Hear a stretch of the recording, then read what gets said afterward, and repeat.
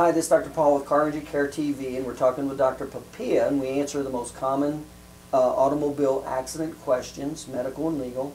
And the question that we get a lot, Dr. Papia gets, is how is somebody compensated, or how much compensation do you get after you're in an automobile accident? So that's the question we're going to talk about here. So can you just broadly give us a scope on how somebody is compensated for an injury? Well, first of all, Paul, when a person has been evaluated properly, that they have been injured, you can document that.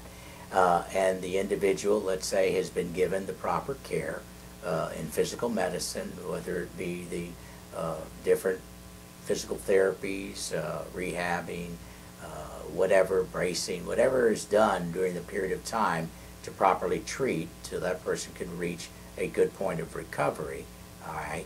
Then the evaluation is done by that doctor as to permanencies. Now, when we're talking about permanencies, we're talking about permanencies usually of the ligament structure or the disc or possibly the nerves, and we're talking about spines primarily. So once that we've established, okay, the person has improved, they've healed to a maximum medical improvement, it is called, that they have now either sustained a permanent injury, which may mean that they've lost stability in a certain joint, the integrity of a joint, just like an old sprained ankle is never the same ankle again. That happens in your spine, especially with a trauma like the whiplash, commonly is what it's called, where the head has been snapped and jerked around, and there may be even fibers within a disc that are injured. So with that, you've lost, you could lose joint integrity, you could lose disc integrity, you could be compromising the nerves that come from the spinal cord that may go up into the head, causing headaches, into the arm, causing numbness or weakness into the arm, or in the case of a low back, going down into the legs. So from that, the doctor is to evaluate that tissue and whether it's impaired, let's say, motion. They've lost the normal range of motion. Well, that has actually an impairment rating, and that is obtained through what they call the American Medical Association Guides for Impairment. And so if the doctor, and should be knowledgeable in that area, can give an impairment, let's say has to do with range of motion. And then if you had, let's say, now injury to some nerves that go down an arm or something, and you're now experiencing a tingling or numbness or weakness or pain. So that also has a rating. Things such as the headaches, the integrity of the disc. If an MRI was done and you see that there's been actually disc injury, there's now a herniating or a bulging of a disc, and it could either be where surgery would be indicated.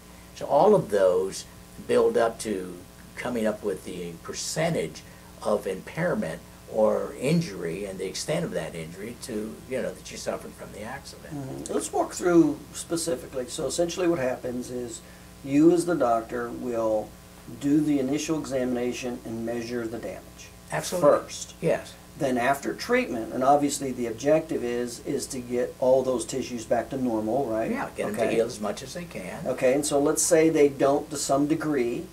You as the doctor will measure each of these tissue limitations with ligaments, tendons, and nerves, and joints, and discs, and all that. You'll measure all those. Yeah, do the normal, what they call orthopedic, neurological testing. Now, after you've measured their limitations, you said you will convert that using the AMA guides. What are the AMA guides? Well, they are, one might say, the Bible as it relates to impairment, or what, if you've lost a certain function of a part. I mean, it goes into extensive things, even in the areas of, like loss of a limb. How does that rate to the impairment of a human being? Mm-hmm. If it has to do with vision, if it has to do with, like I said earlier, range of motion. Mm-hmm.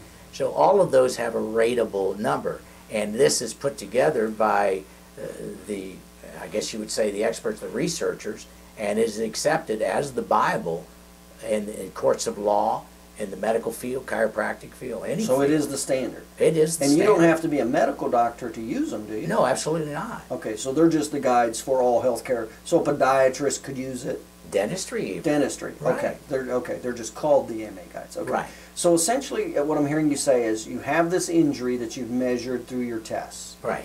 And then a doctor who is competent in the AMA guides will correlate the measurement of that injury with a number in the guides. Right. That's what you're saying. Right. Okay, so the AMA guides then give a number to this injury, essentially, right? Yes. Okay. Now, what happens with that number? Now, by the way, do you Absolutely. use the AMA guides? Yes. Okay, so you can take a patient who's been in an automobile accident and create this measurement out of the AMA guides. Right. Okay, you can do that. Now, when you come up with this number, what happens now? Well, if you've an attorney, Right. which I advise you should in those cases, is that you're able to give that information to the attorney, and that, from my understanding, turns into what the settlement has major to do with what the settlement, the amount of that settlement would be. So the attorney, whoever the patient is working with, has to know the AMA guides also. Definitely should. Okay. Absolutely. So if you're dealing with a doctor that does not know the AMA guides or use them, or an attorney that does not know them or use them, your chances for compensation are what?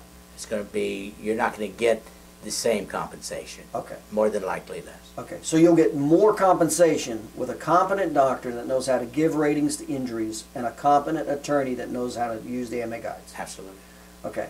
Now, the attorney uses these numbers, and do you roughly know how it relates to the age of the patient, the type of work they do? How does that all fit into this number? Well, that is all when understanding and understanding the book, you have to look at all that, because if an impairment is going to affect an individual, let's say, we'll use a wrist involvement, and that person makes their living at an assembly line or working with like a screwdriver, and now they can't function in that way, it changes the whole picture, because you may even be going into disabilities there. Mm-hmm. And so, yes, I mean, it can snowball into a much larger case. So what I'm hearing you saying, settlement-wise. if you have an impairment rating on a specific part of the anatomy that is part of your livelihood, then your chances of compensation are probably significantly increased? Yes, sir. Okay.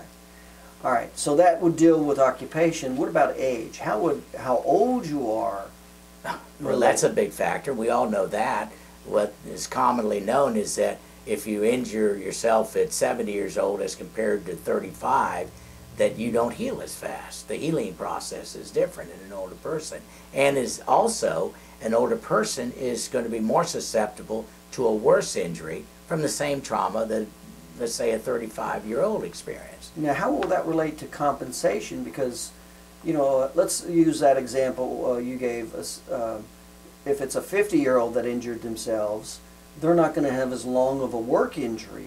They're not going to have as many work years. Oh, absolutely. Versus right. a 30-year-old with the same injury, so they're yeah. going to lose more potential money. Does that have an effect? Of course, certainly. I mean, here's a breadwinner that now, let's say, was in the workforce and was able to earn, because of his skill, quite a bit of income, and now he's been reduced to where he can't do that job, has to take a lesser job. All that's part of the compensation involved in an auto accident. So it's not or just the injury. number that is measured out, it's also their age. Age, right. It's whether it affects their primary breadwinning vocation. Right. What about like activities of daily living? If it actually inhibits how somebody gets dressed, their injury inhibits how they get dressed or take a shower or cook food, how does that relate to compensation? Well, those are all factors that if a person, like I said, now, as simple as putting on your shoe, and if you've known anybody who's had really a disabling type of low back condition that, let's say, has had surgeries and, you know, they still are plagued with problems, those people suffer every day. I mean, to stand and try to cook, I mean, is painful. So those are integrated into the impairment guides? Yes, all those. And so it sounds like it's important for you as the doctor to know from the patient any limitations they have like this. Absolutely. Absolutely. Okay. That's why we ask questions to the patient.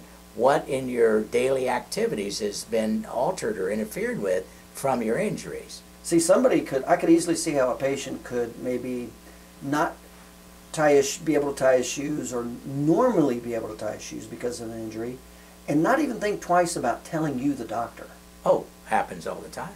Yeah. Happens all the time. So I guess it's pretty important. Not only do they tell the doctor all their limitations and restrictions, but you have to do a pretty good interrogation, if you might say, yes, to really pull this out. Yeah, and that's one of the things standardly we say. Are there some activity? We go through several of them to see if there's any impairment, or when I say impairment, anything that's being aggravated that you could do before, as simple as washing your feet in a shower, I see. or getting up and off the commode. So you have the ability to measure the physical limitations with the anatomy plus their history and create an impairment rating. Right. Do you have attorneys you work with that also use the impairment rating? Oh, yes. Now, what if somebody came to you and they didn't know what attorney did this? Could you help them find an attorney that will help them that uses the impairment guides? Yes, I can. Okay. All right, good. All right. Well, this is Dr. Paul again, and the question was how compensation works in an automobile injury. Hopefully that helps clear it up. If you do have any questions or you want further information, feel free to call Dr. Papia. It's papiachiropractic.com. We also have over 50 other videos of common car injury questions and answers, especially the common mistakes that are made in automobile accident injuries that will affect not only how you heal, but will decrease your possible compensation. So make sure you pick those up. You can pick them up at papiachiropractic.com under the auto accident tab right there. Head on over there, pick those up, and we'll see you over there. You take care. Bye.